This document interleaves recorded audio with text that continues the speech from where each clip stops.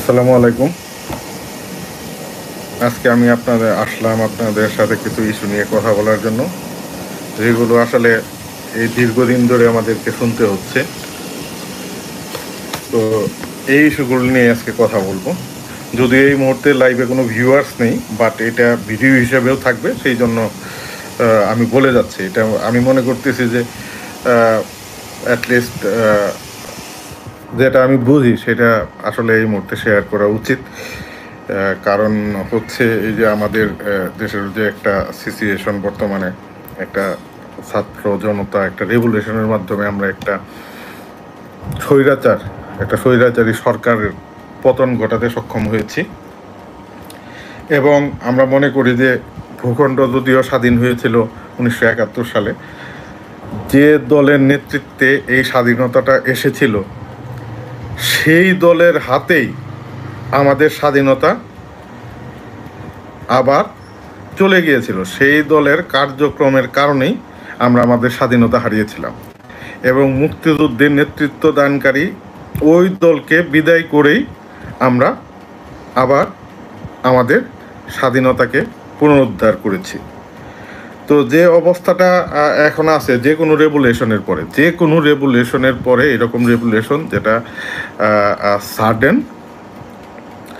Suddenly হয়, সেই ধরনের সব ধরনের রেভুলেশনে আসলে যে ঘটনাটা ঘটে সেটা হচ্ছে যে একটা ক্যাওটিক সিচুয়েশন তৈরি হয়। এটা সব ধরনের রেভুলেশনে।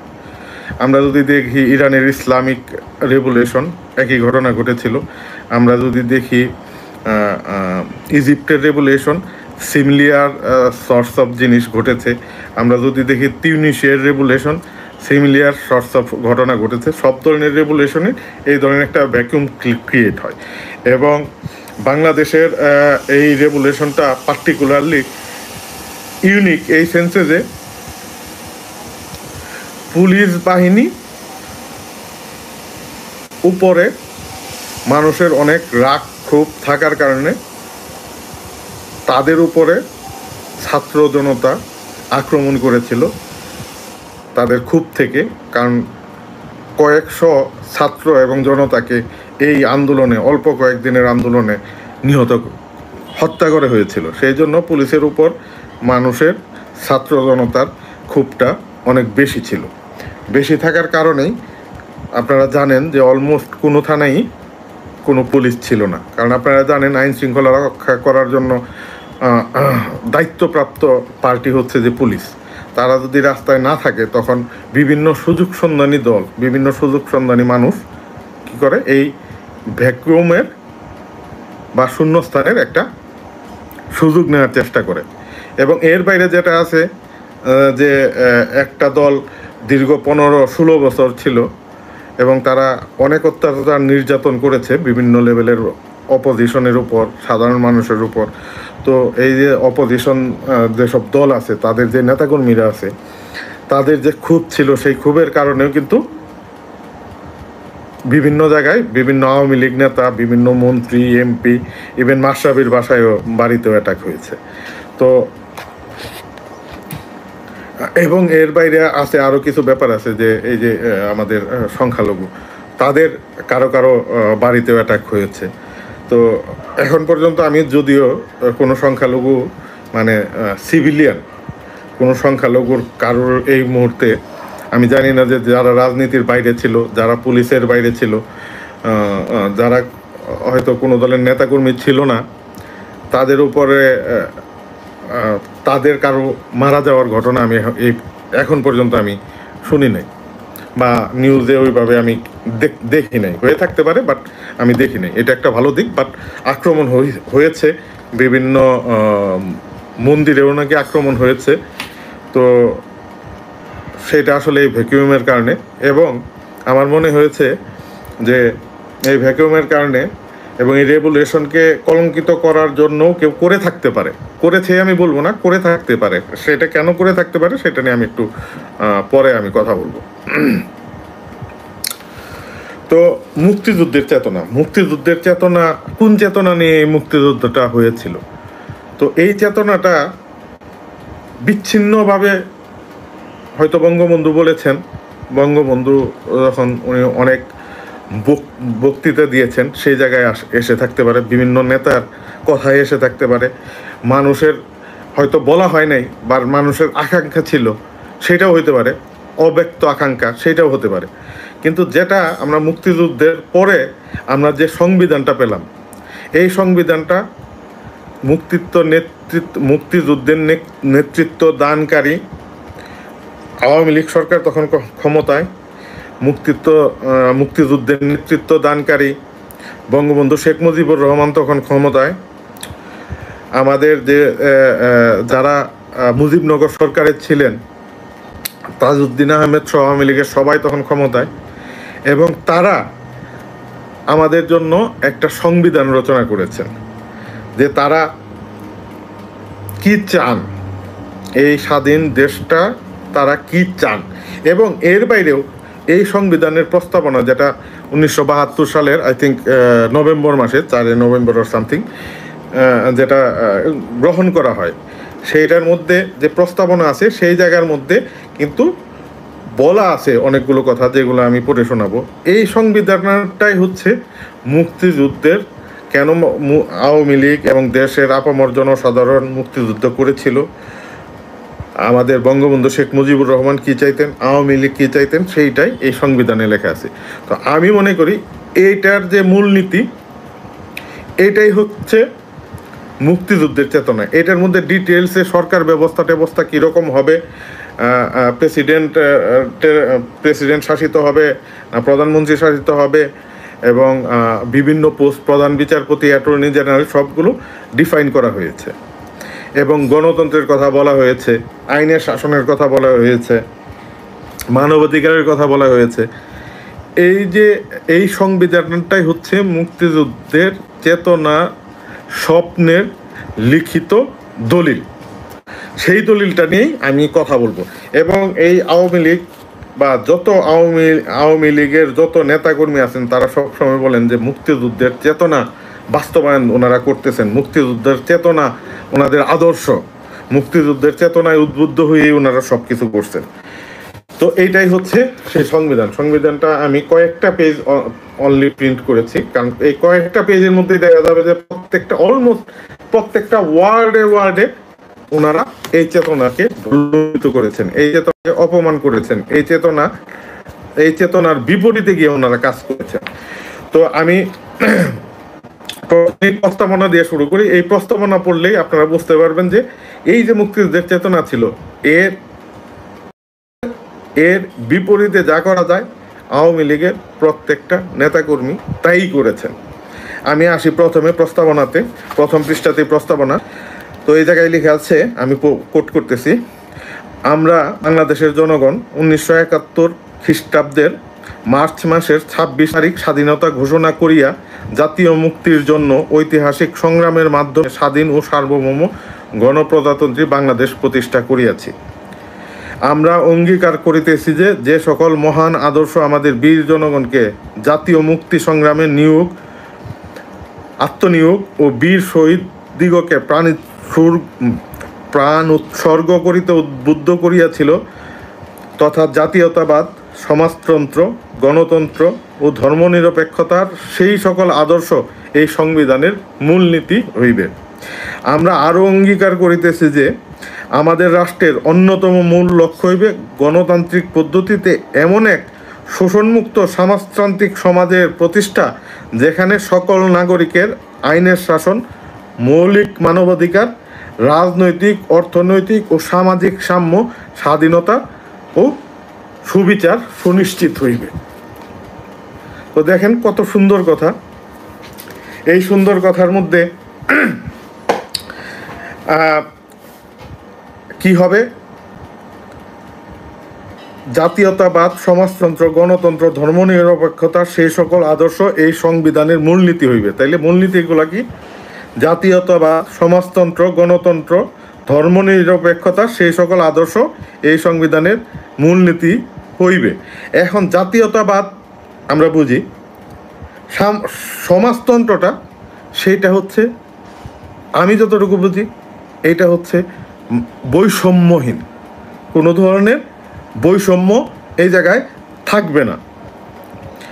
গণতন্ত্র, এই গণতন্ত্রের রূপরেখা কিন্তু বিস্তারিতভাবে এই সংবিধানে লেখা আছে। যে জায়গায় কথা আছে জনগণের গণতন্ত্রের একটা সবচেয়ে ইম্পর্টেন্ট চর্চা হচ্ছে ভোটের মাধ্যমে মানুষ তার শাসককে নির্বাচন করবে।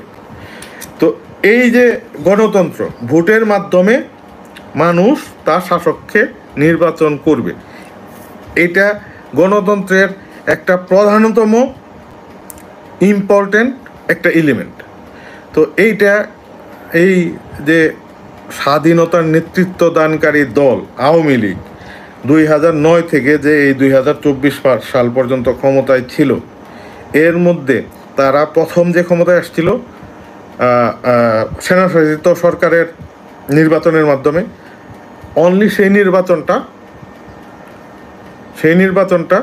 নিরপেক্ষ ছিল, যে জায়গায় সুষ্ঠু নিরপেক্ষ ছিল, যে জায়গায় মানুষ তার ভোটাধিকার প্রয়োগ করতে পেরেছিল। এর বাইরে 2014 নির্বাচন, 19-এর নির্বাচন, 24-এর নির্বাচন, একটা নির্বাচনেও তারা বাংলাদেশের মানুষকে কাউকে বলবো না, বাংলাদেশের আপামর জনগণকে ভোট দিতে দেন নাই। প্রত্যেকটা নির্বাচন ছিল রিগড, প্রত্যেকটা নির্বাচনের মধ্যে জালিয়াতি করা হয়েছে। এই জালিয়াতিতে কারা জড়িত? এই জালিয়াতিতে সরকারে তখন যারা ছিলেন, উচ্চ পর্যায়ে যারা ছিলেন, তারা যেমন জড়িত, আওয়ামী লীগ সংগঠনের উচ্চ পর্যায়ে যারা ছিলেন তারা জড়িত, এর বাইরে প্রত্যেক এলাকার যত নেতাকর্মী ছিলেন এর মধ্যে অধিকাংশই জড়িত। এটা শুধু সরকার প্রধান একা করতে পারে নাই, পুলিশ প্রশাসন একা করতে পারে নাই, আওয়ামী লীগ একা করতে পারে নাই, আওয়ামী লীগের বড় বড় লিডাররা শুধু করতে পারে নাই, এর মধ্যে তৃণমূলের নেতারাও এই একটা রিগ নির্বাচন বা একটা জুৎচুরির নির্বাচন, মানুষের গণতান্ত্রিক অধিকার হরণ করার নির্বাচনে প্রত্যেকের কোনো না কোনো ভূমিকা আছে। মেজরিটি আওয়ামী লীগের লোকের এই জায়গায় ভূমিকা আছে, পুলিশ প্রশাসনের একটা ব্যাপক ভূমিকা তখন ছিল। এই যে আওয়ামী লীগের এবং সরকারের প্রত্যেকেই বলতো যে আমরা মুক্তিযুদ্ধের চেতনায় বিশ্বাসী, মুক্তিযুদ্ধের চেতনা বাস্তবায়নে ওনারা কাজ করতেছেন। তাইলে এই যে জনগণকে গত 3টা নির্বাচনে এবং এর বাইরে প্রত্যেকটা লোকাল নির্বাচনে, লোকাল গভর্নমেন্টের নির্বাচনে, মেয়র বলেন, চেয়ারম্যান বলেন, মেম্বার বলেন, প্রত্যেকটা নির্বাচনে যে ওনারা মানুষকে তার সঠিক ভোটাধিকার, যে ভোটাধিকার মানুষ 1971 সালের মুক্তিযুদ্ধের মাধ্যমে অর্জন করেছিল, যেটা সংবিধানে লিখিত আছে পরিষ্কারভাবে, সেই ভোটাধিকার থেকে বঞ্চিত করে গণতন্ত্রের কবর রচনা করেছেন। তাহলে মুক্তিযুদ্ধের চেতনা রইল কই? তারপরে আমি পরের প্যারায় আসি, যেটার মধ্যে বলা হয়েছে আমাদের রাষ্ট্রের অন্যতম মূল লক্ষ্য হইবে গণতান্ত্রিক পদ্ধতিতে এক শোষণমুক্ত সমাজতান্ত্রিক সমাজের প্রতিষ্ঠা। এই যে শোষণ মুক্ত সমাজতান্ত্রিক রাষ্ট্রের প্রতিষ্ঠা, যেখানে বৈষম্য থাকবে না, এই যে আমাদের বৈষম্য বিরোধী যে আন্দোলন, এই আন্দোলন এবং রিভলিউশনের সাথে আমাদের পূর্বপুরুষরা যে মুক্তিযুদ্ধ করেছিল তার সাথে কোনো ডিফারেন্স নাই, তার সাথে উদ্দেশ্যের কোনো ডিফারেন্স নাই।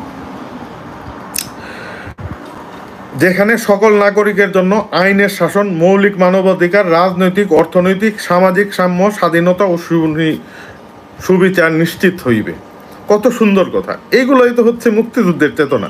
তো এই চেতনাকে কিভাবে ভুলুণ্ঠিত করেছে দেখেন। আইনের শাসন, এই আইনের শাসন কি ছিল? বিরোধী দলের প্রত্যেকটা নেতাকর্মীর নামে একাধিক মামলা, কারোর নামে 30, 40, 50টা করে মামলা, 100টা মামলারও হয়তো আছে। এবং আপনি দেখেন অপোজিট সাইডে আওয়ামী লীগের নেতাকর্মীর নামে একটা মামলাও নাই, কোনো ধরনের মামলাই নেই।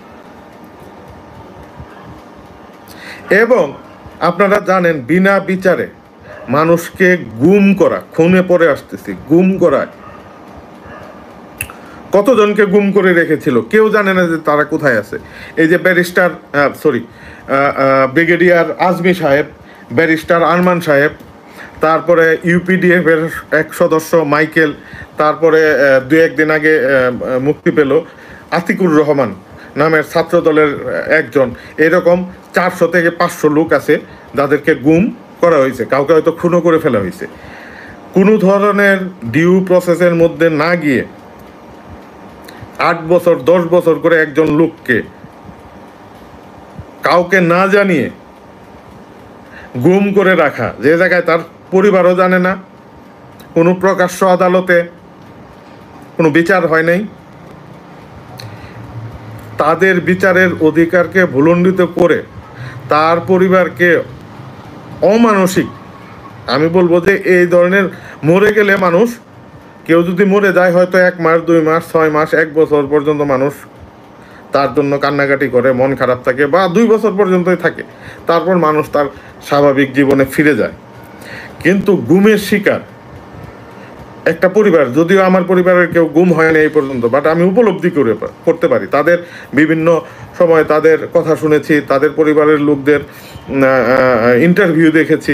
আমার মনে হয়েছে যে গুমের শিকার একজন ব্যক্তির পরিবার 2 বছর না 5 বছর না 20 বছরেও তারা তাদের মানসিক অশান্তি দূর হয় না, যে আমার প্রিয়জন কি মারা গেছে না এখনো জীবিত আছে, জীবিত থাকলে সে কী অবস্থায় আছে, তার উপর কী রকম নির্যাতন করা হয়েছে। এই যে একটা মানুষের একটা কষ্ট, এই কষ্টের আমার মনে হয় না 20 বছর 50 বছরে শেষ হয়।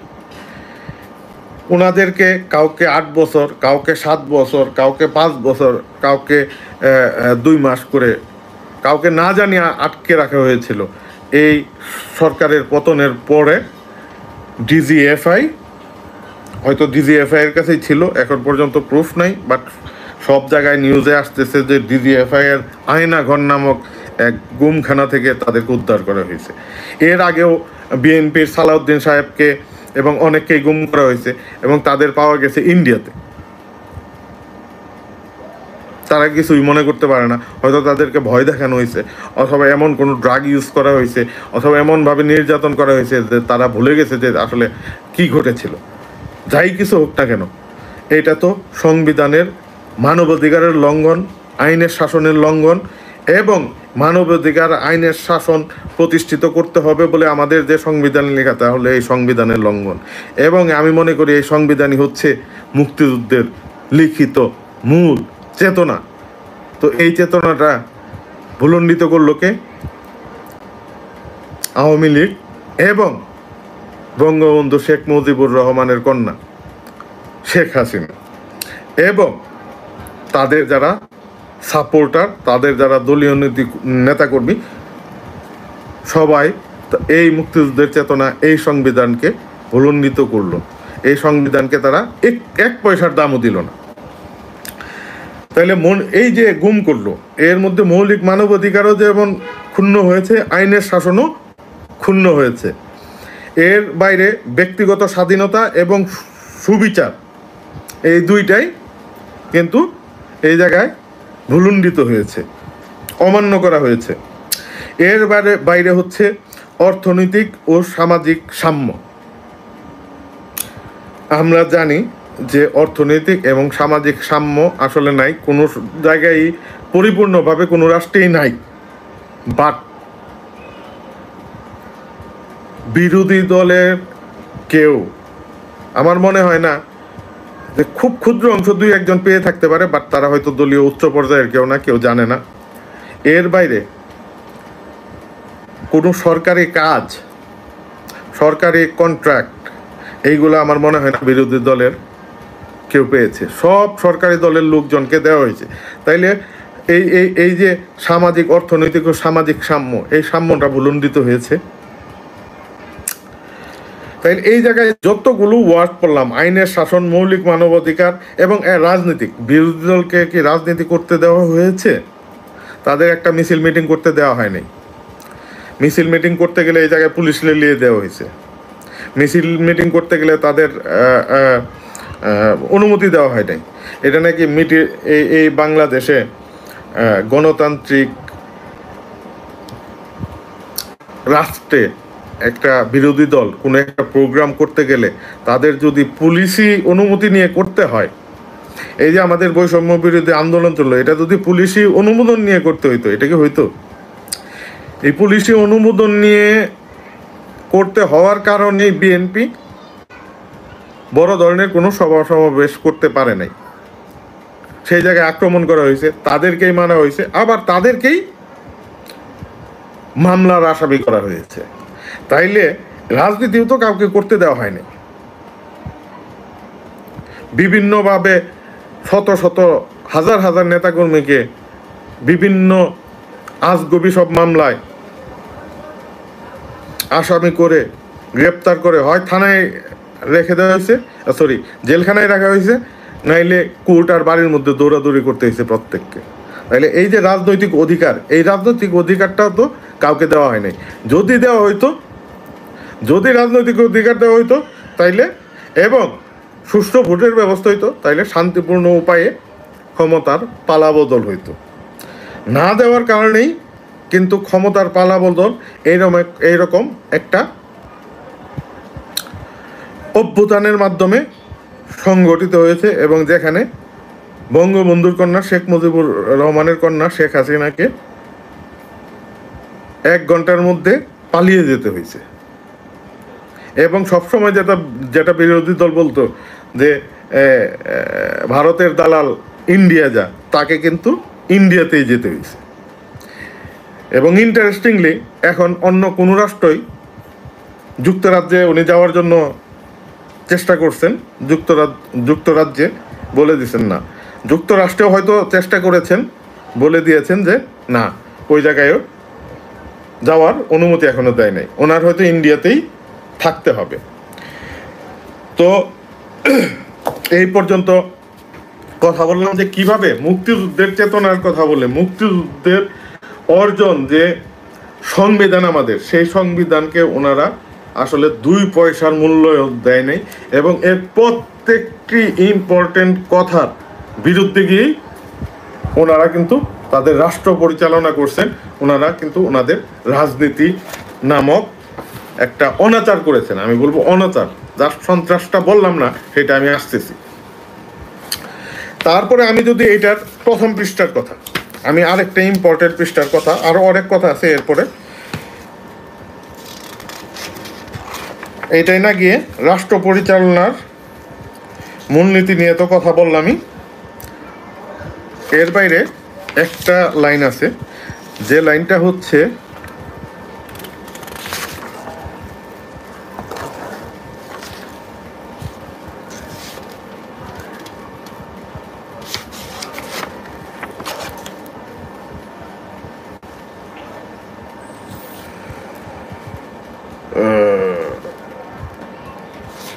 যে জায়গায় হচ্ছে যোগাযোগের গোপনীয়তার ব্যাপারটা আছে, এই জায়গায় 3য় পৃষ্ঠায় ছিল, প্রথম পৃষ্ঠা, 2য় পৃষ্ঠা, 3য় পৃষ্ঠা,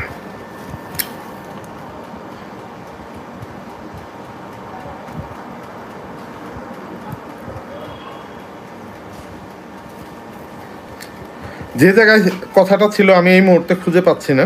যাই হোক, যে জায়গার মূল কথাটা হচ্ছে, মূল কথা না, একটা লাইনের মধ্যেই লেখা আছে, একটা লাইনের মধ্যে যে কথাটা লেখা আছে, জনগণের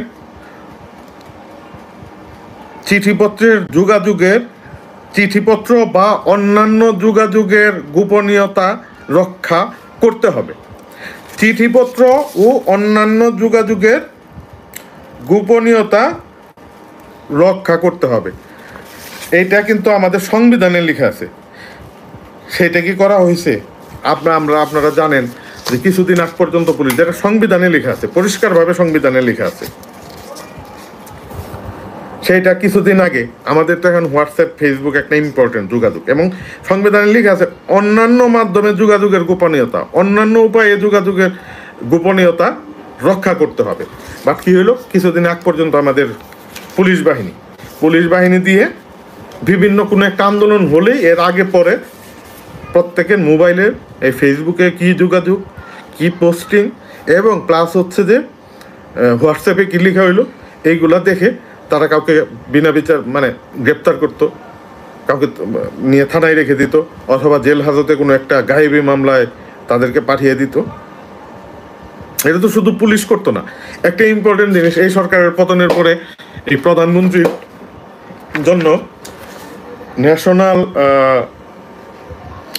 NTMC national telecommunication monitoring cell নামের একটা সেল আছে। সেই সেল কি করে, অনেক ব্যক্তির, গুরুত্বপূর্ণ ব্যক্তির মোবাইল ট্র্যাক করে, তাদের কল ট্র্যাক করে সেই ইনফরমেশনগুলো নিয়ে তারা বিভিন্ন কাজে লাগায়। তার মানে একটা ব্যক্তির সাথে ব্যক্তির যে যোগাযোগের গোপনীয়তা রক্ষা করার এবং গোপনীয় রাখার যে সাংবিধানিক অধিকার ছিল, সেই অধিকারটাকে কিন্তু চরমভাবে ভুলণ্ডিত করা হয়েছে।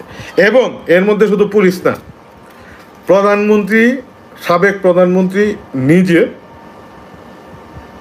এই ধরনের গোপনীয় কথা, মানে ব্যক্তি টু পার্সনের যে মোবাইলে কথা, সেই কথাটাকে ট্র্যাক করে বা ট্যাপ করে, যেটাকে বলা হয় ট্যাপ করে, সেইগুলা ডিজিএফআই যেটা আয়নাঘর ক্রিয়েট করছেন, তারা একটা প্রতিবেদন তৈরি করে, বা রাজনৈতিকভাবে ইম্পর্টেন্ট বা সরকার চালাতে ইম্পর্টেন্ট যে ব্যাপারগুলো, সেইগুলোকে সামারি করে প্রতিদিন, হয়তো খুব সম্ভবত প্রতিদিন প্রধানমন্ত্রীকে দিত। এবং এটা দেখেন, তারিখ 28শে জুলাই 2024। তার মানে এভরিডে এইরকম একটা রিপোর্ট ওনার কাছে যাইতো। এবং অনেকগুলো পৃষ্ঠা ছিল, বাট আমি কয়েকটা পৃষ্ঠা পেয়েছি, এর মধ্যে আরও অল্প কয়েকটা পৃষ্ঠা প্রিন্ট করেছি। এর মধ্যে দেখেন কিভাবে মনিটর করতো। আমি জুনায়েদ আহমেদ পলক এবং তোফাজ্জল হোসেন মিয়ার কথোপকথন, একটা ফোন কল ছিল, সেইটা নিয়ে বলতেছে কিভাবে তারা, এবং ওই যে বলা হয় যে কোনো একটা বিটিআরসির উপর আক্রমণের কারণে, আগুন লাগার কারণে ইন্টারনেট দেওয়া হয় না, সেটা যে মিথ্যা। সাথে সাথে এই প্রত্যেকটা কল যে ট্র্যাক করা হইতো বিভিন্ন ইম্পর্টেন্ট লোকের, সেটাও আমি আপনাদের বলতেছি। এটা প্রধানমন্ত্রীর কাছে একটা সারসংক্ষেপ গেছে, যে জায়গায় হচ্ছে তোফাজ্জল হোসেন মিয়া, মুখ্য সচিব, প্রধানমন্ত্রীর কার্যালয়, ওনার সাথে জুনায়েদ আহমেদ পলক MP এবং টেলিযোগাযোগ মন্ত্রী, আপনারা জানেন তথ্য প্রযুক্তি মন্ত্রী ছিল, তার মধ্যকার কথোপকথন 28শে জুলাই 10:28 এই কথোপকথনটি হয়। আমি একটু পড়ে শোনাচ্ছি আপনাদেরকে। তোফাজ্জল সাহেব বলতেছেন, রেমিটেন্স তো মারাত্মকভাবে কমে গেছে, এজন্য ইন্টারনেট চালু করা দরকার। আপনি কি এই ব্যাপারে উপদেষ্টা মহোদয়ের সাথে কথা বলেছেন? এটা পলককে বলতেছেন। পলক বলতেছে, আলাপ করা আছে, ওনার দিক থেকে সিগন্যাল দেয়া আছে, PM এর ফাইনাল নির্দেশনা পেলে আমি ইন্টারনেট চালু করে দেব। ওই যে বলতেছিল বিভিন্ন কারণে, টেকনিক্যাল কারণ ইন্টারনেট বন্ধ হয়ে গেছে, আমরা করি নাই বা আমরা করতে বাধ্য হয়েছি, সেইটা দেখেন লেখা, PM এর ফাইনাল নির্দেশনা পেলে আমি ইন্টারনেট চালু করে দিব, কিন্তু ফেসবুক, টিকটক এগুলো বন্ধ রাখবো। একটা একটা করে ওপেন করা জটিল। মোবাইল 4G ওপেন করে 4টা অ্যাপ ব্লক করে রাখি, তাছাড়া আর উপায় নেই। 10 দিন পার হয়ে গেছে, তো আর দেরি করা ঠিক হবে না। আমি এখন মিটিং করছি, DGFI এর তামজিদ ভাই, brigadier general Tamjidul Haque Chowdhury, NSI এর শফিক ভাই এবং NTMCর DG মহোদয় আছে BRTC-তে। এটা BRTC হবে না, এটা BTRC হবে আমার ধারণা। যাই হোক, প্রধানমন্ত্রীকে একটা সারসংক্ষেপ তৈরি করে দিছে, সেইটার মধ্যে ব্র্যাকেটে যে ব্যাখ্যা দিছে, সেইটার মধ্যে কত বড় ভুল দেখেন। সেটা বলছে BRTC হচ্ছে বাংলাদেশ রোড ট্রান্সপোর্ট কর্পোরেশন, এটা হবে না। BTRC বাংলাদেশ টেলিকমিউনিকেশন, এইরকম কিছু। এখন এটাকে ব্যালেন্স করতে হবে। এটা পলক বলতেছে, আমি ব্যক্তিগতভাবে মনে করি মোবাইলের 4G আজকে ওপেন করা দরকার যত দ্রুত সম্ভব, কিন্তু এখন প্রধানমন্ত্রীর একটা অনুমতি লাগবে। মানে কি, এটা ইচ্ছাকৃতভাবে সাবেক প্রধানমন্ত্রীর নির্দেশে এটা বন্ধ করা হয়েছিল, যে জন্য তার অনুমতি লাগবে। আর উনি যদি নো বলে, মানে না করেন, এবং বলে just you take your decision, you face the challenges, আমি তাতেও রাজি। পলক বলতেছে এই জায়গায় একটা পজিটিভ দিক আছে, যে সে রিস্ক নিতেও রাজি আছে, বাট সে ওপেন করতে যাচ্ছে, কারণ 10 দিন ধরে বন্ধ, এরকম বিভিন্ন নাটক দেখাচ্ছে, নাটক তার জনগণ নিচ্ছে না, যে জন্য সেও রিস্ক নিতে চাচ্ছে। I will not mention about her guidance, এবং বলতেছে প্রধানমন্ত্রী যদি আমাকে বলে যে তুমি তোমার দায়িত্বে চালাও, তাহলে তো সে তার নিজ দায়িত্বে সেটা চালাবে। আর প্রধানমন্ত্রী কে সে বলবে না যে প্রধানমন্ত্রী বলছে এই জন্য চালু করছি, এটা সে বলবে না। তো এই হচ্ছে তোফাজ্জল বলে। তারপরে তোফাজ্জলের রিপ্লাই, আপনি 12:30 ঘড়িকার দিকে গণভবনে চলে আসেন। পলক, এটা তো ডিসকাশনের দরকার নেই, এই সিচুয়েশনের ডিসিশনটা উনি নেবেন। তোফাজ্জল, ওনার সাপ্লিমেন্ট প্রশ্নের জবাব তো আমরা দিতে পারবো না, মানে সাপ্লিমেন্ট মানে একটা প্রস্তাবনা নিয়ে গেলে আশেপাশের বিভিন্ন প্রশ্ন থাকতে পারে, সেইগুলার জবাব তোফাজ্জল সাহেব দিতে পারবেন না। এই জন্য তোফাজ্জল সাহেব বলতেছেন এই জন্য আপনি আসেন, আপনাকে থাকতে হবে, আর কেউ সেখানে থাকবে না। পলক বলল ঠিক আছে। এই যে এইটা কিন্তু একটা কথোপকথন, যদিও তারা সরকারি লোক, বাট সরকারি যোগাযোগেরও তো একটা গোপনীয়তা আছে। সেই ফোন ট্র্যাক করে এইটা তো প্রধানমন্ত্রীকে দিতে পারে না, এটা তো সংবিধানের সুস্পষ্ট লঙ্ঘন। আমি সংবিধান বিশেষজ্ঞ না, বাট আমি মনে করি সংবিধানে আমি দেখেছি যে পরিষ্কারভাবে চিঠিপত্র বা যোগাযোগে, অন্যান্য যোগাযোগের গোপনীয়তা অধিকার জনগণের আছে, সেইটা পরিষ্কার লঙ্ঘন। এটা হচ্ছে সরকারের, ইভেন নিজের দলের নেতাকর্মী, তার মন্ত্রী, তাদের ফোনও ট্র্যাক করা হইতো। বিরোধী দলের নেতাদের তো কথা বলাই বাহুল্য, সেইটাও আছে বিভিন্ন জায়গায়। তো সেই দিকে গেলাম না। তার মানে কি, এই যে সংবিধানের আরেক জায়গায়ও তারা লঙ্ঘন করছে। এর বাইরে হচ্ছে ডিজিএফআই, এই যে ডিজিএফআই এর জেনারেল জিয়াউল নামের ব্রিগেডিয়ার জেনারেল বা হোয়াট এভার ওনার একটা ডেজিগনেশন আছে, উনি এই বিভিন্ন গুমের সাথে জড়িত। ইভেন আজিজ সাহেব সেনাপ্রধান যিনি ছিলেন, ওনার একটা ফোন কল ফাঁস হয়েছে, যেখানে পরিষ্কার বলতে শোনা যায় যে ইভেন এই জিয়াউল সাহেব সেনাবাহিনীর ডিরেক্ট কমান্ডের বাইরেই ছিলেন। ডিজিএফআই যখন ছিলেন, এবং ওই জায়গায় একটা ন্যাশনাল টেলিকমিউনিকেশন মনিটরিং সেল আছে, সেই সেলের উনি কাজ করতেন। তো সেই জায়গায় যে ঘটনাটা ঘটছে, যে আজিজ সাহেবও ওনাকে মনে হয় একবার বদলি করতে চেয়েছিলেন, ফোনের কথাই বোঝা যায়, ওই যে একটা ফোন আলাপ ফাঁস হয়েছে, সেটাই বোঝা যায় যে বদলি করতে চেয়েছিলেন। বাট আপনি তো বুঝেনি কার জন্য কাজ করতেছিল উনি, যে জন্য সেনাপ্রধান হয়ে ওনার সেনাবাহিনীরই সে একজন লোক, যে হয়তো ডেপুটেশন একটা দায়িত্বে আছে, তাকে উনি বদলি করতে পারেন না। ইভেন সেনাপ্রধান পর্যন্ত তার বাহিনীর একজন লোককে বদলি করতে পারেন নাই। তার মাধ্যমেই আজিজ সাহেবের কথা মতো যে মেজরিটি গুম খুম হয়েছে এই জিয়াউল হক সাহেবের সাথে, এবং ইলিয়াস আলী সহ অনেক গুম খুমের সাথেই ওনার নাম আসছে। এবং সরকার পতনের সাথে সাথেই কিন্তু পরবর্তী দিন বা তার পরবর্তী দিন কিন্তু ওনাকে সেনাবাহিনী থেকে বহিষ্কার করা হয়েছে। এবং আমার ধারণা, যদি এটা ক্লিয়ারলি বলা হয় নাই, যে ওনাকে হয়তো আটক করে রাখা হয়েছে বিচারের মুখোমুখি করার জন্য। বিচারের আগে হচ্ছে যে এত গুম খুমের, এত যে 400-র মতো লোক যে গুম হয়ে গেল, তাদেরকে উদ্ধার করাও একটা ইম্পর্টেন্ট। সেই জন্য কিন্তু তাকে আটক করে রাখা হয়েছে। এই যে জিয়াউল সাহেব, তিনি নিশ্চয় সেনাবাহিনীতে তো কমিশন পোস্টে, সব পোস্টেই, স্পেশালি কমিশন পোস্টে একটা রিগোরাস একটা টেস্টিংয়ের মাধ্যমে যায়। এই জায়গায় প্রকৃত মেধাবী ছাড়া আসলে সেনাবাহিনীতে ঢোকা খুব ডিফিকাল্ট অ্যাটলিস্ট ছিল। রাজনীতিকরণের আগে খুবই ডিফিকাল্ট ছিল। পরবর্তীতে কি হয়েছে আমি খুব ভিতরের খবর জানি না, বাট আমার মনে হয় না যে পরবর্তীতেও খুব সহজ। এই জায়গায় এই যে একটা মেধাবী লোক একটা সিনিয়র পোস্টে চলে গেছেন, ওনাকেও কিন্তু একটা সংবিধান বিরোধী কাজে ওনাকে নিয়োগ করা হয়েছে।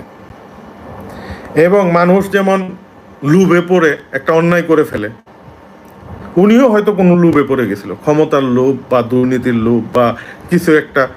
এরকম একটা লোক এত সংবিধান বিরোধী কাজ করেছে, আজকে তাকে সেনাবাহিনী থেকে এই কয়েকদিন আগেই বহিষ্কার করা হয়েছে।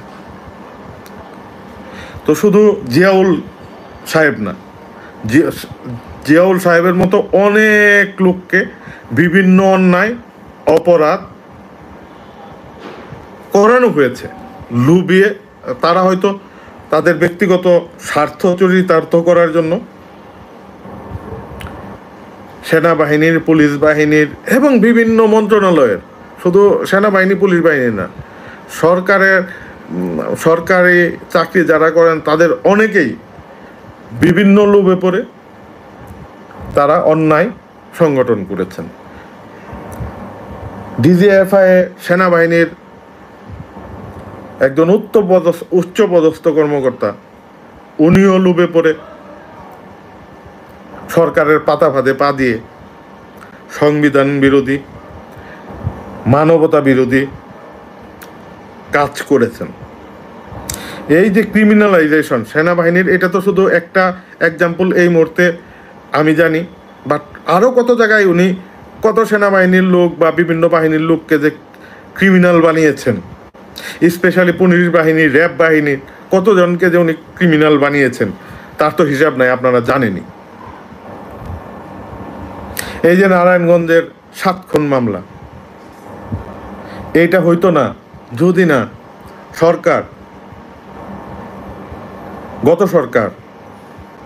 বিগত সরকার এবং আওয়ামী লীগ যদি পুলিশ র্যাবকে রাজনৈতিক কারণে খুন হত্যার জন্য ব্যবহার না করতো, তাইলে এই নারায়ণগঞ্জের 7 খুন হইতো না। কারণ তাদেরকে যখন দিয়ে বিরোধী দলের বিভিন্ন নেতাকর্মীকে খুন করা হয়েছে এবং নাম দেওয়া হয়েছে, কি নাম দেওয়া হয়তো, ক্রস ফায়ারে পড়ে মারা গেছেন, গোলাগুলির মাঝখানে পড়ে মারা গেছেন, এমন একটা অবস্থা, এবং নিউজও পড়া হইতো ক্রস ফায়ারে মারা গেছে, এবং রেগুলার বেসিসে দেখা গেছে যে ক্রস ফায়ারে ও মারা গেছে, ক্রস ফায়ারে সে মারা গেছে। মানে এটা একটা রেগুলার খবরে আসতো এই আমেরিকা স্যাংশন দেওয়ার আগ পর্যন্ত। স্যাংশন দেওয়ার পরে যখন র্যাবকে স্যাংশন দেওয়া হইলো, তারপর থেকে একটু কমেছে। তাইলে কি হইলো, এই যে 7 খুন মামলা, এই 7 খুন মামলার সাথে যারা জড়িত তাদেরকে সরকার ইউজ করেছে বিরোধী দলের লোককে হত্যা করার জন্য। সরকারের জন্য কাজ করতে করতে তারা যখন অন্যায় অপরাধে জড়িত হয়ে গেছে, মানবতা বিরোধী কাজ করেছেন, আইন বিরোধী কাজ করেছেন, তাদের যে দায়িত্ব কর্তব্য তা বিরোধী কাজ করেছেন, সেটা করেছিলেন সরকারের জন্য।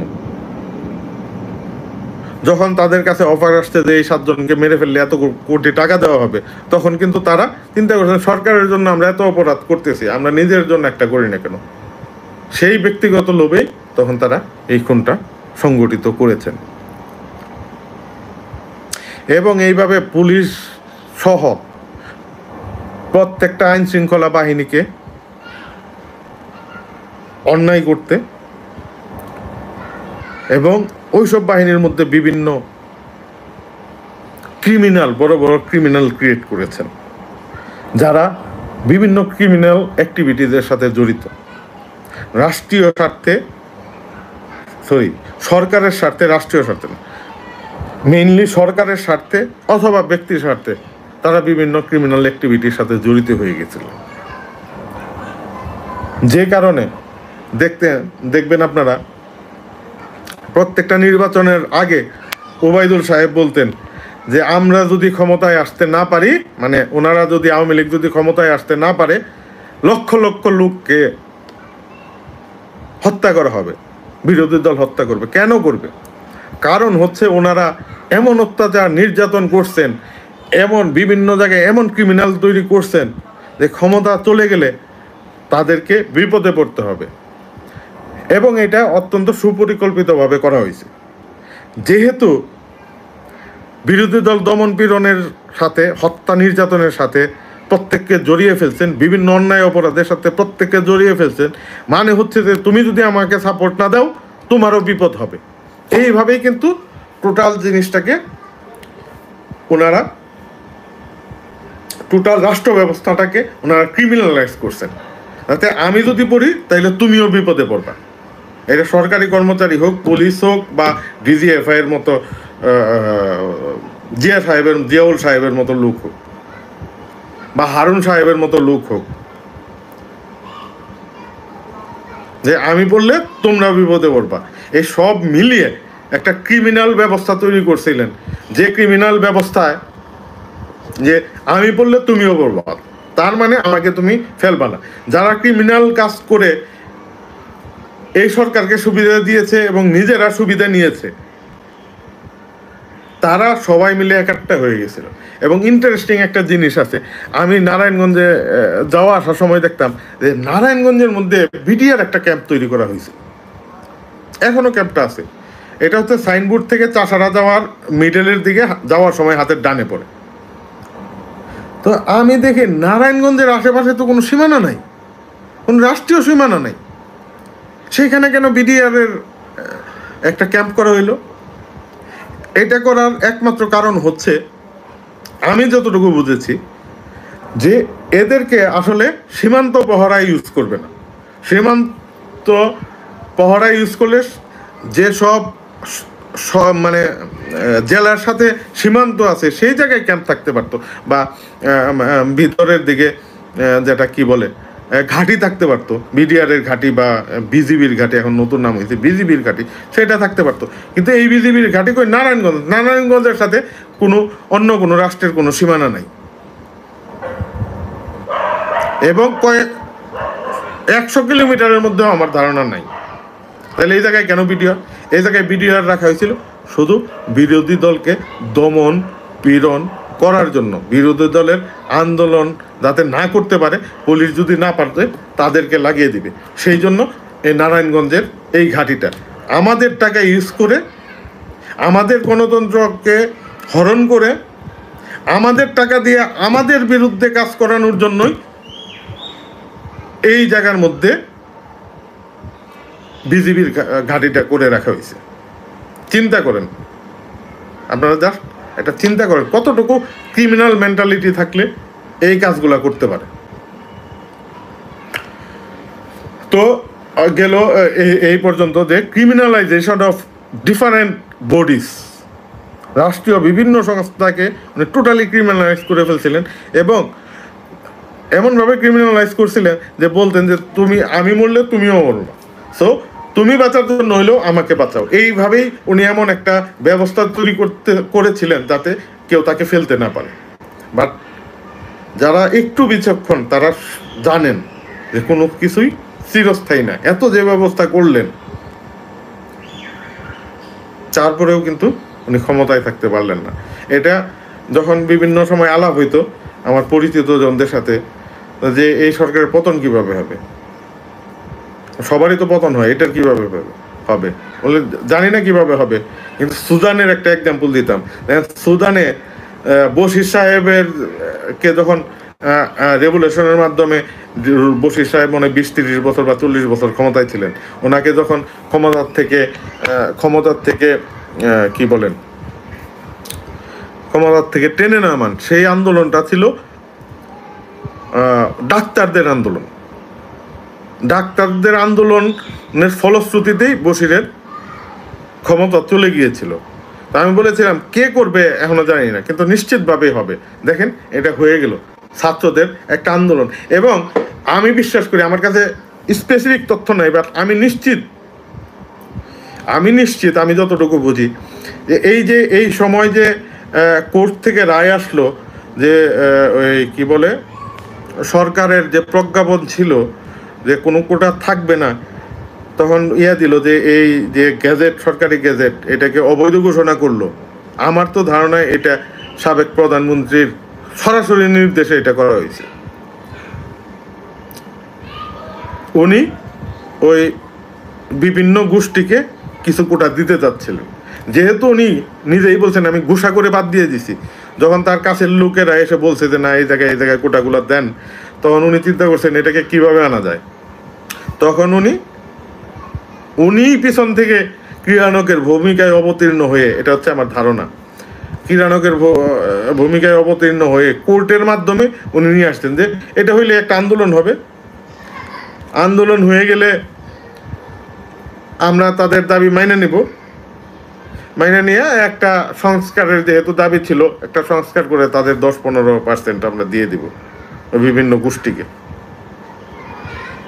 কিন্তু দেখেন ওনার নিজের প্ল্যান, এটা আমার ধারণা যে এটা ওনার নিজের প্ল্যান ছিল, তার নিজের প্ল্যানেই ওনার পতন ঘটলো, ওনার সরকারের পতন ঘটে গেল ওনার নিজের প্ল্যানে। উনি তো আর ওনার পতনের প্ল্যান করেন নাই, উনি অন্যরকম একটা চক্রান্ত করেছিলেন এটাকে ফিরিয়ে আনার জন্য। দেখেন আমি তো মনে করি একটা মেয়ে যেভাবে ফেসবুকে এসে বলছে, একটা মেয়ে অনেকগুলো কথা বলছেন, উনি খুবই শার্প মহিলা, যদিও কোনো রাজনীতিতে নাই, যিনি বলছেন যে দেখেন ওই যে কথাটা বলছে, এই যে ছাত্রলীগকে যে ধরলো, আল্লাহ ধরলো, এটা তো আমরা ধরি নাই, আমরা হইলো মুছিলা। উনি বলছিলেন যে আমরা হচ্ছে উছিলা, ধরছে তো আল্লাহ। আমিও বিশ্বাস করি শেখ হাসিনাকেও আল্লাহ ধরছেন, আল্লাহর প্ল্যানেই এই টোটাল ঘটনাটা উনার মাধ্যমেই ঘটাইছেন, মানে শেখ হাসিনার মাধ্যমেই শেখ হাসিনাকে ধ্বংস করে দিছে। উনি সবসময় বলতেন ওনার ক্ষমতার লোভ নাই, উনি শুধু জনগণের জন্য কাজ করেন, জনগণের উন্নয়নের জন্য কাজ করেন, জনগণ না চাইলে উনি থাকবেন না। উনি মায়া কান্না করতেন টেলিভিশনে এসে। দেখেন কি ঘটনাটা ঘটলো, এতগুলো ছাত্র জনতা গুলি করে হত্যা করার পরেও যখন লক্ষ লক্ষ ছাত্র জনতা সারা বাংলাদেশ রাস্তায় নেমে গেছে,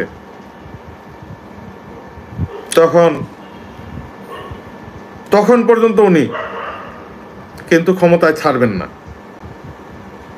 4 তারিখে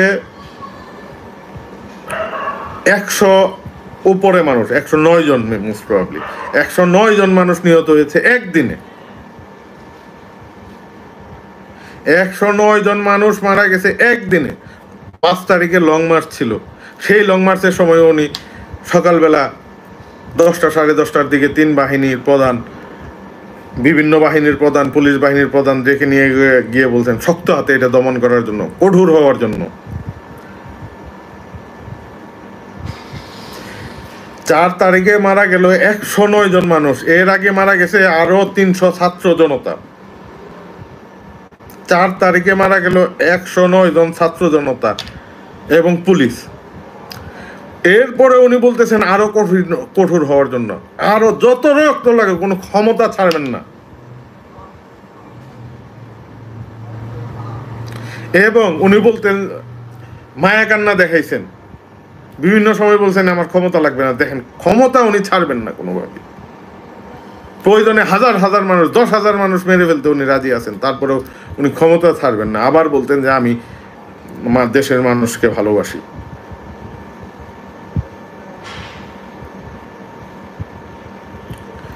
এবং উনি বলছিলেন যে পালাবো না। দেখেন আল্লাহর কি প্ল্যান। যখন সকালবেলা 10টা 11টার দিকে লং মার্চ যখন মানে গণভবনমুখী যাত্রা শুরু করছে,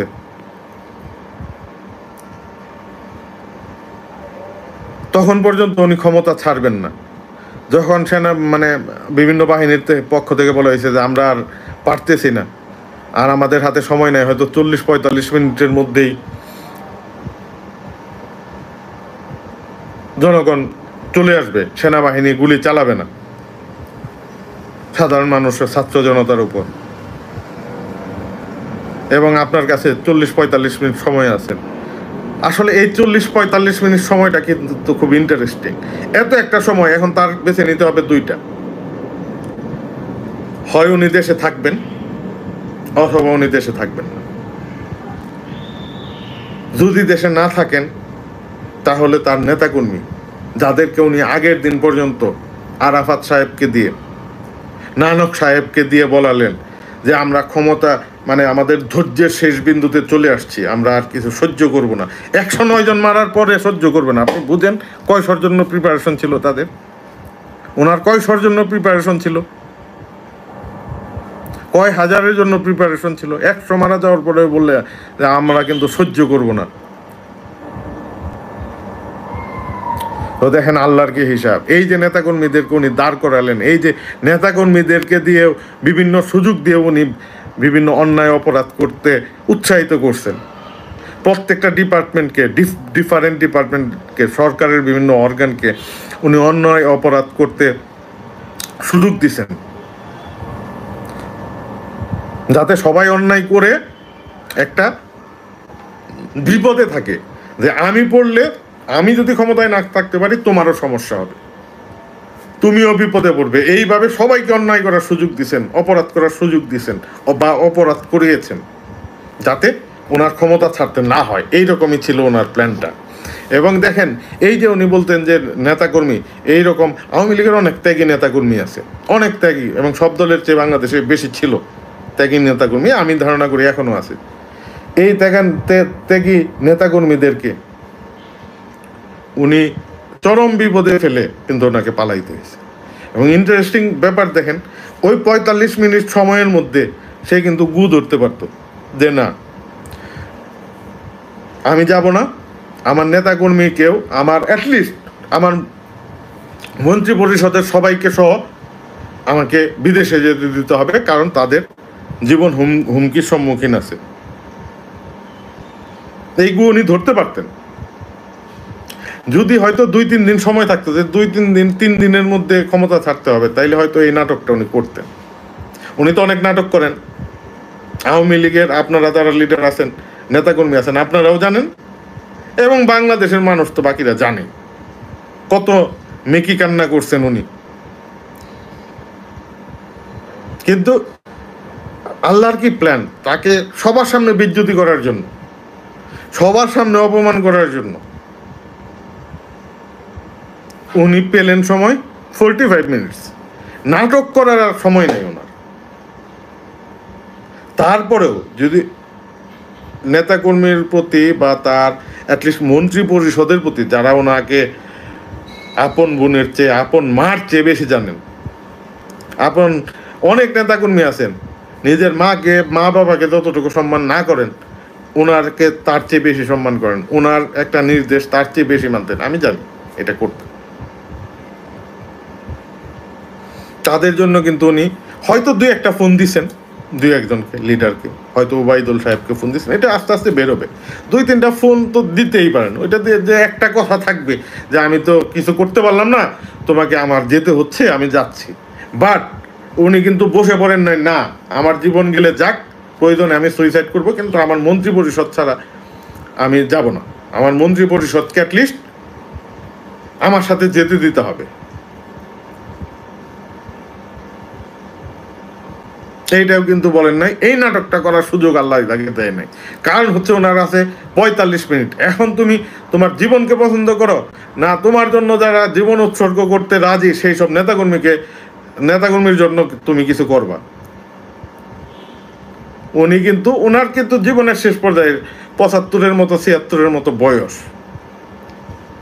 আমরা এতদিন বাঁচবো কিনা আল্লাহ মালুম, আল্লাহ জানেন ভালো, কালকেও মারা যেতে পারি। যাই হোক, এত বছর বাঁচার পরেও, ক্ষমতায় থাকার পরেও কিন্তু উনি নেতাকর্মীদের জন্য বলেন নাই যে না, আমি বসে বললাম, আমি আমার টোটাল মন্ত্রিসভাকে আমার সাথে না দিলে আমি যাব না।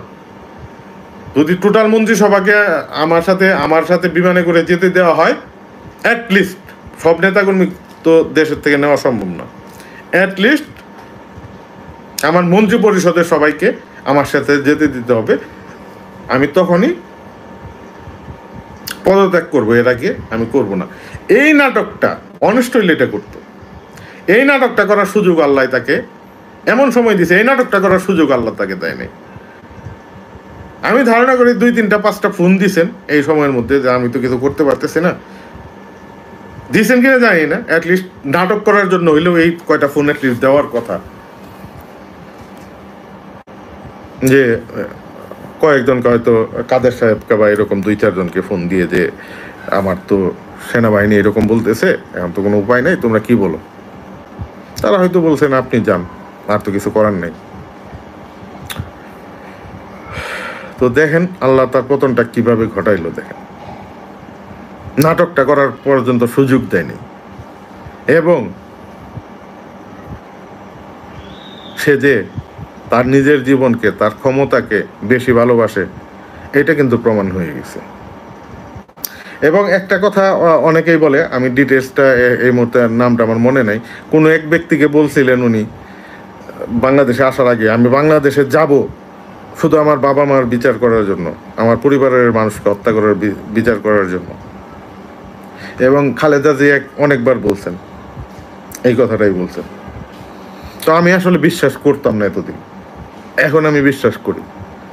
কিন্তু নিজের পরিবার নিহত হয়েছে, তাদেরকে নৃশংসভাবে হত্যা করা হয়েছে, এইটার জন্য মেয়ে হিসেবে বা ছেলে হিসেবে তারা বিচার চাইবেন, নাই বিচার চাইবেন, এটা আমি খুবই স্বাভাবিক দেখি, এটা হওয়া উচিত। বাবা মা যতই অন্যায় করুক, তাদের যত অন্যায় করুক, তাদের ডিউ প্রসেসের মাধ্যমে, দেশের আইনের মাধ্যমে, সংবিধান মেনটেন করে তাদের শাস্তির ব্যবস্থা করা, বা কখনো সংবিধানের বাইরে গিয়েও যদি সংবিধানের সামহাও এটা ম্যানেজ না হয়, সেটা করাকেও এক সন্তান হিসাবে আমি খুব খারাপভাবে দেখি না। কিন্তু যদি দেখেন এই যে হাজার হাজার লোককে খুন করে, হত্যা করে ওনার ক্ষমতায় থাকতেই হবে, এটা আমি কোনোভাবেই সাপোর্ট করি না। আর সেকেন্ড হচ্ছে, আপনি যদি দেখেন যে উনি কিন্তু ওনার তাপস সাহেবকে কিন্তু উনি আগেই সেভ করে ফেলছেন, আগেই পাঠিয়ে দিয়েছেন, আর ছেলে মেয়ে তো বাইরে সেটেল করেই রাখছেন। আগের দিনে যেমন ওই কলকাতা থেকে এসে বাংলাদেশে জমিদারি করত, ওনাদের অবস্থাটা হচ্ছে এই, প্রথমে হচ্ছে বিচার করতে হবে, এরপরে হচ্ছে এই জায়গার থেকে ধন সম্পদ নিতে হবে। উনি হয়তো নিজ হাতে নেন নাই, বা তার সব আত্মীয় স্বজনের মাধ্যমে এই ঘটনাগুলি উনি ঘটাইছেন। এটা সব আস্তে আস্তে বেরোয় আসবে, আপনারা দেখবেন ইনশাল্লাহ। তাইলে বলবেন উনি সবসময় বলতেন উন্নয়ন উন্নয়ন উন্নয়ন। উন্নয়ন যে হয় নাই তা না, বেশ ভালো উন্নয়ন হয়েছে। আমরা এক সময় যেগুলো চিন্তা করতে পারতাম না, সেই ধরনের কাজ হয়েছে। আমরা তো আরো অনেক কিছু চিন্তা করতে পারতাম না। এক সময় গ্রামের মধ্যে কোনো পাকা ঘরই ছিল না, আপনারা যদি খেয়াল করেন। এক সময় দেখা গেছে কয়েক গ্রামের মধ্যে একটা পাকা ঘর নাই। আমার জীবদ্দশায় দেখছি, আমার বয়স মাত্র 45, একটা পাকা ঘর নেই, এরকম বহু গ্রাম ছিল। আর এখন এমন কোনো গ্রাম নাই যে জায়গায় গরুর জন্য পাকা ঘর করা হয়নি। আমার মনে হয় এমন কোনো গ্রাম নাই, বা মেজরিটি গ্রামে গরুর জন্য পাকা ঘর করা হয়েছে।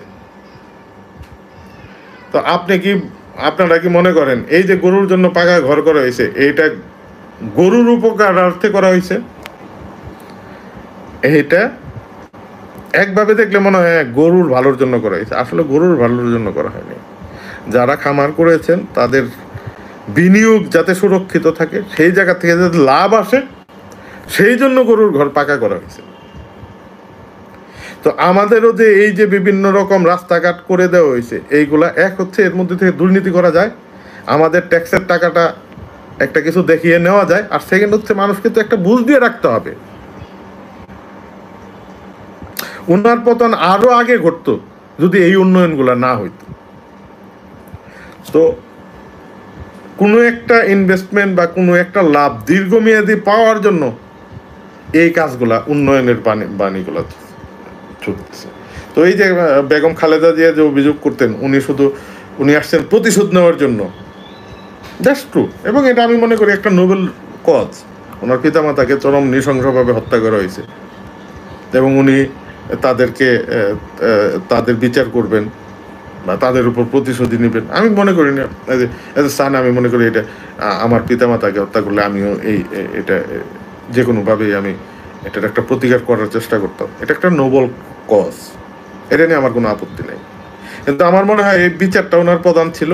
এর পরবর্তীতে উনি ক্ষমতার মজা পেয়ে গেছিলেন, সবাই মিলে দুর্নীতি করার একটা মজা পেয়ে গেছিলেন, যে কারণে উনি কোনোভাবেই ক্ষমতা ছাড়তে রাজি আসলেন না। সবগুলো ডিপার্টমেন্টকে উনি নষ্ট করে ফেলছেন, উনি পচিয়ে ফেলছেন, উনি ক্রিমিনালাইজ করছেন শুধু ওনার ব্যক্তিগত গেইনের জন্য। আমার কথায় হয়তো অনেকের কষ্ট লাগবে, বাট আমার জ্ঞান বুদ্ধি মতে আমি যে কথাগুলো বলছি, এই কথাগুলোকে আমি বিশ্বাস করি। আমার বিশ্বাস থেকে আমার আন্ডারস্ট্যান্ডিং থেকে, আমার বিশ্লেষণ থেকে এইটাই আমার ধারণা হয়েছে। এবং বিচারের পরবর্তীতে দেখা গেছে এই দুর্নীতি করার জন্য উনি ক্ষমতায় রয়ে গেছেন এবং ওনার ফ্যামিলিকে উনি সেভ করে রাখছেন। ওনার নেতাকর্মীদেরকে উনি ওনার ব্যক্তি স্বার্থে ইউজ করছেন। তাদের প্রতি আসলে ওনার নিজের মায়া মহব্বত নাই, এবং মায়া মহব্বত যে নাই এটা আপনারা ওনার পালিয়ে যাওয়া থেকেই বুঝতে পারছেন। 45 মিনিটের মধ্যে উনি পালিয়ে গেছেন। একজন মন্ত্রীকেও কিন্তু একজনকে নিয়েছে, হয়তো ইয়াকে সালমান এফ রহমান হয়তো ওই জায়গায় ছিল, ওই ওনাকে নিয়ে গেছেন। বাট ফোন করে যে 8-10 জন নিয়ে যাওয়া, সবাইকে মন্ত্রী পরিষদের সবাইকে নিয়ে যাওয়া, এটা যদি উনি নিয়ে গিয়ে থাকেন, আমি ইন এ সেন্স ওনাকে ধন্যবাদ দিব। আমরা তো এখনো সব ঘটনা জানি না, সব ঘটনা হয়তো আস্তে আস্তে জানবো। নিয়ে যেতেও পারেন ওবায়দুল কাদের সাহেব, নানক সাহেব নিয়ে যেতেও পারেন, আমরা জানি না, এখনো সবকিছু ক্লিয়ার না।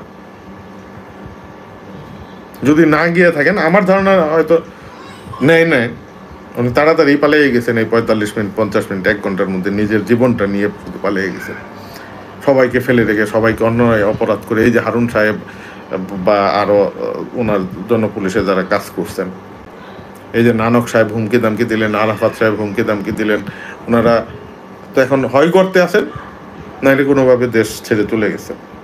ওনাদের কি হবে? তো কথা হচ্ছে, আমার মনে হয় উনি ইতিহাসের সবচেয়ে বড় প্রতারণাটা উনি এই দেশের জনগণের সাথে করে গেলেন, ওনার নেতাকর্মীদের সাথে করে গেলেন। ওনার অবজেক্টিভ ছিল ওনার পরিবার হত্যার প্রতিশোধ নেওয়া, সেটা উনি নিয়েছেন। এর পরিবর্তিত ছিল যে কোনোভাবে ক্ষমতায় থেকে দুর্নীতি করা বা ক্ষমতার লোভ ওনার চলে আসছিল। উনি করবেন, ক্ষমতায় থাকবেন, তারপরে ওনার ছেলে আসবে, তারপরে তার নাতি আসবে। যেমন মুক্তিযোদ্ধার নাতিদের জন্য কোটা করছেন, নাতির পরে পুতির জন্য হয়তো কোটা করতেন। তো উনি ভাবছেন যে উনি বঙ্গবন্ধুর মেয়ে, উনি করলেন, ওনার পরে ওনার ছেলে আসবে, ওনারা ক্ষমতা ছাড়বেন না। এবং একটা ইন্টারেস্টিং জিনিস হচ্ছে, এই যে বঙ্গবন্ধু, উনিও কিন্তু শেষ পর্যন্ত একাই ক্ষমতায় থেকে যাওয়ার চেষ্টা করছিলেন। এবং ইন্টারেস্টিং জিনিস হচ্ছে, ওনারা হয়তো বংশগতভাবে সব ক্ষমতা কুক্ষিগত করেন, যেটা ওনার বাবা করছিলেন এবং পরবর্তীতে উনি নিজে করলেন। আবার অপর দিকে তাজউদ্দিন সাহেব, উনি কিন্তু যখন বাকশাল প্রতিষ্ঠা করেন, তখন আমাদের বঙ্গবন্ধু শেখ মুজিবুর রহমানকে বলেছিলেন যে আপনি বাকশাল করার মাধ্যমে আপনাকে শান্তিপূর্ণভাবে ক্ষমতার থেকে সরানোর সব রাস্তা বন্ধ করতেছে। তো এই কথা ওনার পছন্দ হয় নাই, এবং পরবর্তীতে এক সময় তাজউদ্দিন সাহেবকে পদত্যাগ করতে বলেন। তাজউদ্দিন সাহেব পদত্যাগ করছেন। বাংলাদেশের প্রধানমন্ত্রী তাজউদ্দিন সাহেবের কথা বলতেছে। এবং দেখেন, জিনগতভাবে তাজউদ্দিন সাহেব এবং ওনার ছেলে, ওনার নাম কি, সুহেল তাজ, দেখেন একটা জিনের একটা মিল আছে। এই যে এই সরকারের প্রতিমন্ত্রী ছিলেন, স্বরাষ্ট্র প্রতিমন্ত্রী খুব সম্ভবত, এবং উনি বলছেন যে না, যেভাবে আওয়ামী লীগ চলতেছে, যে রাজনীতি চলতেছে, এই রাজনীতি করা আমার দ্বারা সম্ভব না। উনি পদত্যাগ করছেন। তাজউদ্দিন সাহেব পদত্যাগ করার পরে সেনা অভ্যুত্থানে বঙ্গবন্ধু শেখ মুজিবুর রহমান মারা যান। আর এই সুহেল তাজ পদত্যাগ করার পরে একটু সময় বেশি লেগেছে। তাজউদ্দিন সাহেবের সেপারেশনে শেখ মুজিবের নিহত হওয়ার মধ্যে ডিফারেন্সটা মানে খুবই কম ছিল, একজাক্টলি আমি বলতে পারতেছি না। বাট তাজউদ্দিন সাহেবের ছেলে পদত্যাগ করলেন, আর শেখ হাসিনা পালিয়ে গেলেন ক্ষমতার থেকে। এই দুইটার ডিফারেন্স হয়তো 7-8 বছর, 10 বছর, বাট ঘটনা কিন্তু একই। যখনই তাজউদ্দিন সাহেব ছেড়ে গেছেন, আওয়ামী লীগের পতন হয়েছে। যখন ওনার ছেলে চলে গেলেন, শেখ হাসিনার পতন ঘটল। জিনগতভাবে একটা মানে ব্যাপার আছে। চেহারায় যেমন বাবার মতো হয়, কিছুটা বৈশিষ্ট্য তো বাবার মতো থাকে, সব না থাকবে, কিছুটা বৈশিষ্ট্য থাকে। আমার মনে হয় একদিকে এই শেখ পরিবার ক্ষমতা কুক্ষিগত করে, আরেকদিকে তাজউদ্দিন সাহেবের পরিবার, তারা গণতন্ত্র, মানবাধিকার, মানবতা এর পক্ষে থাকে। ওনাদের মতো মানুষ যখন সরে যায়, হয়তো সাথে সাথেই বা কিছু পরে বা একটু বেশি পরে তাদের পতন হয়। তো আরও আসলে বললে অনেক কিছু বলা যায়, অনেকক্ষণ কথা বললাম, অনেকের কষ্ট লাগতে পারে। আমি আরেকটা জিনিস নিয়ে আসবো, এরপরে কথা বলবো। এটা হচ্ছে ত্যাগী নেতাকর্মী নিয়ে পরে কিছু কথা বলবো আরেকদিন ইনশাল্লাহ। তো মনে কষ্ট পাওয়ার কথা অনেকে, কারণ দীর্ঘদিন বিগত 16 বছর ধরে আমাদের ব্রেইন ওয়াশ করা হয়েছে বিভিন্ন মুক্তিযুদ্ধের চেতনা এটা সেটা দিয়ে। এবং আমি এই যে আজকে কথাটা বললাম, দেখলেন যে আপনার মুক্তিযুদ্ধের চেতনার বিরোধী সব কাজ এই শেখ হাসিনা সরকার করছেন বিগত 16 বছরে। ওনারা এইগুলো আসলে মানুষকে ধোঁকা দেওয়ার জন্য, মানুষকে বোকা বানানোর জন্য এই চেতনার এবং দলীয় নেতাকর্মীদের, স্পেশালি দলীয় নেতাকর্মীদের একটা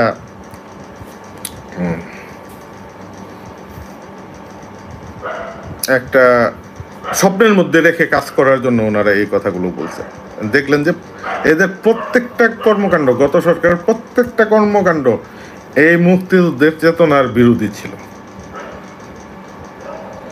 যাই হোক, তারপরেও যারা এই চেতনাধারী, সবারই হওয়া উচিত, আমি চাই এই চেতনা সবাই ধারণ করুক, মুক্তিযুদ্ধের চেতনা এবং বৈষম্য বিরোধী আন্দোলনের চেতনা সবাই ধারণ করুক। কিন্তু এই চেতনাকে বিক্রি করে যারা হাজার হাজার মানুষকে হত্যা করলো, হাজার হাজার বিরোধী দলের নেতাকর্মীকে দমন পীড়ন করলো, মানুষকে কষ্ট দিল, দুর্নীতি করলো, এবং ওই দলের লোকেরা যখন এই চেতনার কথা বলে, এর চেয়ে দুঃখজনক আর কিছু নাই। এবং অনেকেই দৃঢ়ভাবে আসলে বিশ্বাসও করে। আসলে এই জিনিসটা হচ্ছে কি একটা, মানে কি বলবো আমি, একটা ঘুরের মধ্যে আছে। আওয়ামী লীগের লোকেরা ঘুরের মধ্যে আছে। কেন আওয়ামী লীগের নেতাকর্মীরা এই যে বাংলাদেশের মানুষকে ভোটাধিকার বঞ্চিত করে নাই, এবং তার নেত্রী বলে নাই যে একটা নিরপেক্ষ নির্বাচনের মাধ্যমে সে ক্ষমতায় আসছে, তার নেত্রী মিথ্যাচার করলো, তার নেত্রীর প্ল্যানে তারা মানুষের ভোটাধিকার থেকে বঞ্চিত করলো, গণতন্ত্র থেকে বঞ্চিত করলো, যে গণতন্ত্র হচ্ছে আমাদের সংবিধানের একটা মূল জিনিস, আমাদের মুক্তিযুদ্ধের চেতনার একটা মূল জিনিস, সেটাকে ভুলণ্ডিত করে মুক্তিযুদ্ধের চেতনা থাকে কিভাবে? তো তারাও একটা ঘুরের মধ্যে ছিল।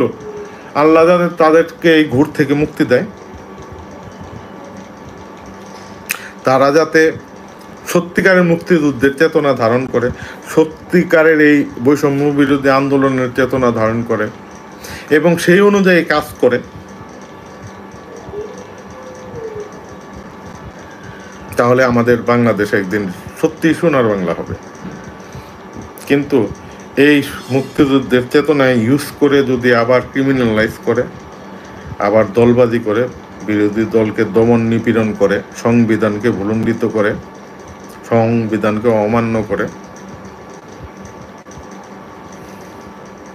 তাহলে আমরা উপরের দিকে উঠতে পারবো না। আমরা উন্নত জাতি হিসেবে পৃথিবীর বুকে স্থান করে নিতে পারবো না। তো আমরা যাতে এই 2024-এর, আমি বলবো যে ব্যক্তি স্বাধীনতার যে মুক্তি হলো, সেই সুফল যাতে সবার ঘরে ঘরে যায়। আমরা যাতে সবাই মিলে সত্যিকারের মুক্তিযুদ্ধের চেতনা ধারণ করে একটা উন্নত, সুন্দর এবং মেজরিটি মাইনরিটি সবাই, এটার কোনো ভেদাভেদ থাকবে না, সবাই যাতে সমান অধিকার ভোগ করতে পারি, সবাই যাতে সমান সুযোগ সুবিধা পায়, এবং সবাই যাতে নিজ নিজ অবদানের মাধ্যমে আমাদের দেশকে একটি সুন্দর, উন্নত, সমৃদ্ধশালী রাষ্ট্র হিসেবে ঘোষণা করতে গড়ে তুলতে পারি, সেই কামনা করে আমি শেষ করব। শেষ করার আগে একটা কথা বলি যে আমি দীর্ঘদিন সব ধরনের, অলমোস্ট আমি মনে হয় 2007-এর পরে আর রাজনৈতিক কোনো কিছুর সাথে জড়িত নাই।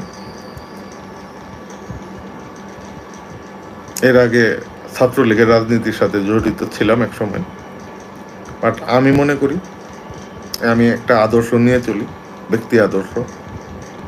এটা যখন কোনো দলের সাথে মিলে আমি সেই দলকে সাপোর্ট করি, এটা হোক আওয়ামী লীগ, হোক বিএনপি, হোক জামাত, হোক বৈষম্য বিরোধী ছাত্র আন্দোলন আর গণ অধিকার পরিষদ বা অন্য কোনো দল, আমি তাদের সাপোর্ট করি। যদি আবার এই যে মুক্তিযুদ্ধের রিয়েল চেতনা এর বাইরে গিয়ে কেউ কাজ করে, সংবিধানের যে মৌলিক অধিকার মানুষের তার বাইরে গিয়ে কাজ করে, সেটাকে আমি কখনো সাপোর্ট করি না, তার আমি বিরোধিতা করি।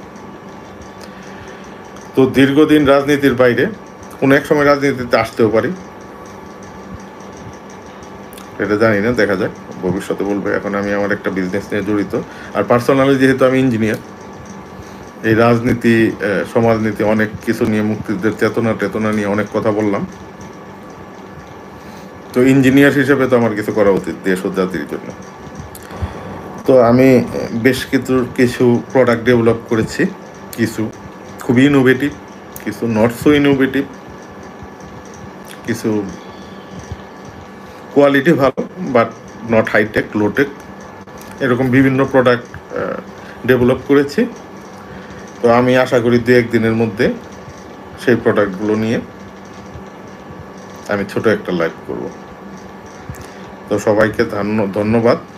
আমি চাই সবাই মুক্তিযুদ্ধের চেতনা ধারণ করুক, মুক্তিযুদ্ধের রিয়েল চেতনা ধারণ করুক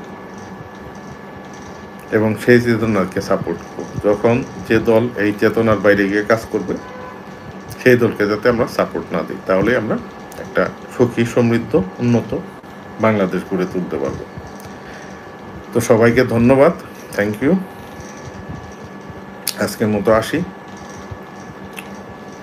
আসসালামু আলাইকুম, শুভরাত্রি।